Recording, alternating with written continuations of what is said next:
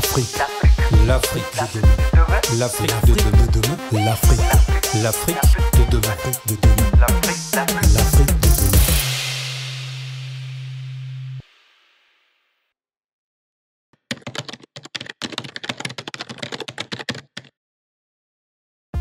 L'Afrique, pour moi, c'est le berceau de l'humanité, la terre-mère, voilà, le début de toute chose, la source de l'humanité, là d'où tout est parti, le continent qui a permis à la terre de se peupler dans toute sa diversité, et c'est ça que beaucoup de personnes oublient.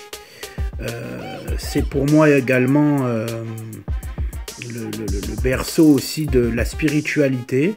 Et à titre personnel, c'est ce qui m'a attiré le plus en Afrique, c'est ce côté spirituel, ce côté proche de la nature et des ancêtres, qui pour moi a été très important. Voilà, comme quoi il y a une espèce de porte interdimensionnelle en Afrique qu'on n'a pas sur d'autres continents, en tout cas dans ma manière de voir les choses personnelles.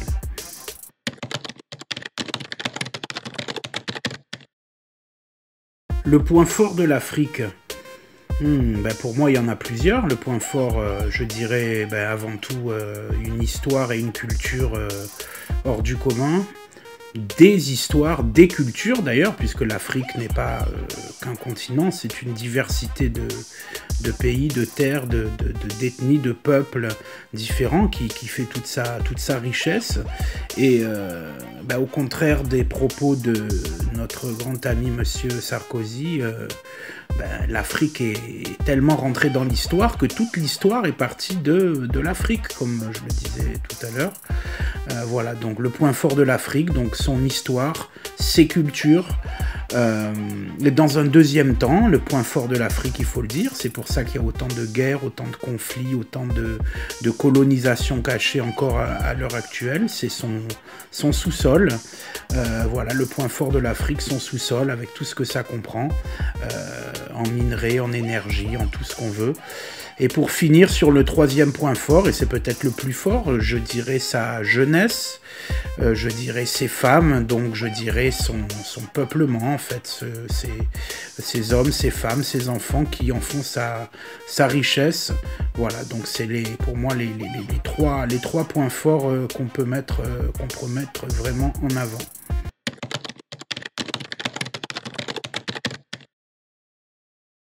Et baguette magique. J'en ai beaucoup des baguettes magiques, des bâtons magiques même. On m'appelle le Yov, ça vient de Yovodounon, donc le blanc féticheur en fait. Ça veut dire que je connais bien, très bien le Bénin, et donc je peux me permettre en tant que Yovo de répondre à cette question. Si j'avais une baguette magique, je changerais avant tout cet état d'esprit de l'homme et de la femme africain en général qui se sous-estime un petit peu par rapport au reste du monde souvent. Alors j'en fais pas une généralité, mais bien souvent l'Africain n'a pas cette conscience de se dire mais j'ai une richesse telle que je ne devrais pas copier les autres. Donc on a trop tendance, je dis bien nous avons trop tendance à vouloir copier l'Occident, à vouloir copier d'autres pays, alors que l'Afrique a toutes les cartouches pour pouvoir s'en sortir et pour pouvoir même être exemple sur beaucoup de domaines dans le monde, quoi. Donc voilà, je prendrai ce bâton magique et je dirais voilà, stop, maintenant à partir d'aujourd'hui, on ne va plus se minimiser, il faut vraiment prendre conscience que voilà, on est une force, on est des personnalités et on n'a pas besoin de faire du copier-coller de tout ce qui se fait dans le monde et de toujours se dire que ce qui est ailleurs est mieux que ce qu'on a chez nous. Voilà, donc c'est avant tout ce que je changerai avec une baguette magique.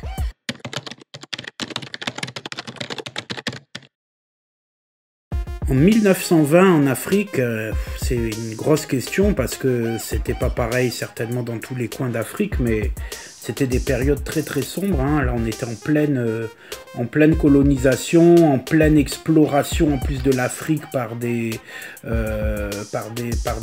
blancs qui voulaient s'approprier les terres sous réserve qu'ils faisaient des découvertes, mais en fait c'était des colons en avance pour qu'on puisse après prendre ces terres et puis leur sous-sol, comme on disait tout à l'heure. Donc les gens qui vivaient en 1920 dans ces années-là ont subi beaucoup de sévices, beaucoup d'injustices, beaucoup de drames, n'avaient pas déjà à l'époque les moyens, on va dire, militaires et les moyens technologiques de se défendre comme il se devait.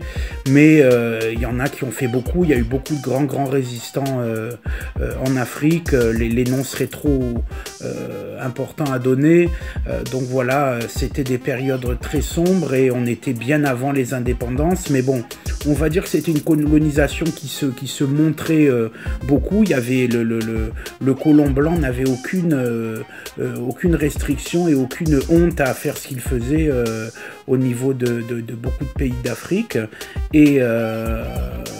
Et même après les indépendances, en fait, ça ne s'est jamais arrêté, puisque là, après, ils ont placé des pions un petit peu partout en Afrique, des chefs d'État qui sont complètement corrompus dans la plupart des pays, et voilà, qui sont des marionnettes, en fait, et voilà, qui ont entraîné beaucoup de problèmes qui se posent toujours aujourd'hui, malheureusement, sauf qu'à la différence de 1920, aujourd'hui, la jeunesse africaine a pris conscience de tout ce qu'on disait tout à l'heure, qu'ils ont une grande force dans leur sous-sol, qu'ils ont une grande force culturelle, et qu'ils ont une grande force du nombre, on va dire, et ce qui va permettre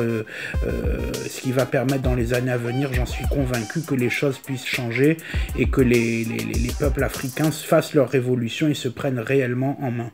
En tout cas, grand respect pour toutes ces personnes dans le début du siècle qui ont vécu des heures très difficiles et qui ont souvent tenu bon pour que leurs enfants puissent avoir une vie meilleure que la leur à l'époque.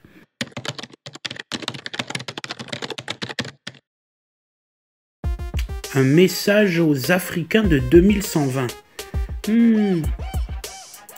Hey, mes frères, mes sœurs, pardon. Soyez gentils avec les Blancs. Arrêtez de les faire souffrir comme ça. Il ne faut pas être comme ça. Ils vous ont fait du mal pendant des siècles et des siècles.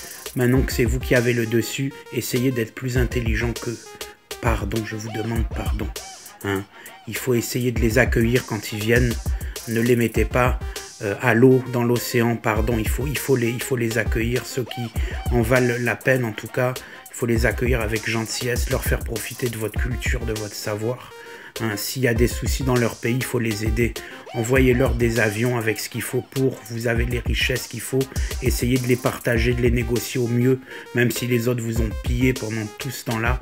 Essayez d'être plus intelligent, de montrer que c'est de la terre-mère que vient le spirit, qu'il faut être intelligent, qu'il faut faire des partenaires et pas des ennemis. Voilà, c'est ça que j'aimerais vous dire, pardon. Essayez de ne pas faire comme certains qui ont beaucoup souffert, comme par exemple le peuple juif, et qui maintenant pour la majorité font souffrir d'autres peuples à côté d'eux, n'ont pas tiré l'expérience de ce qui leur est arrivé à eux. Donc je vous demande pardon. Soyez bons avec l'Occident, soyez bons avec les pays qui maintenant ont besoin de vous, même s'ils ont été des diables par le passé. Ne soyez pas des diables comme eux, en tout cas montrez que vous êtes plus intelligents. L'Afrique de demain. L'Afrique de demain. L'Afrique de demain.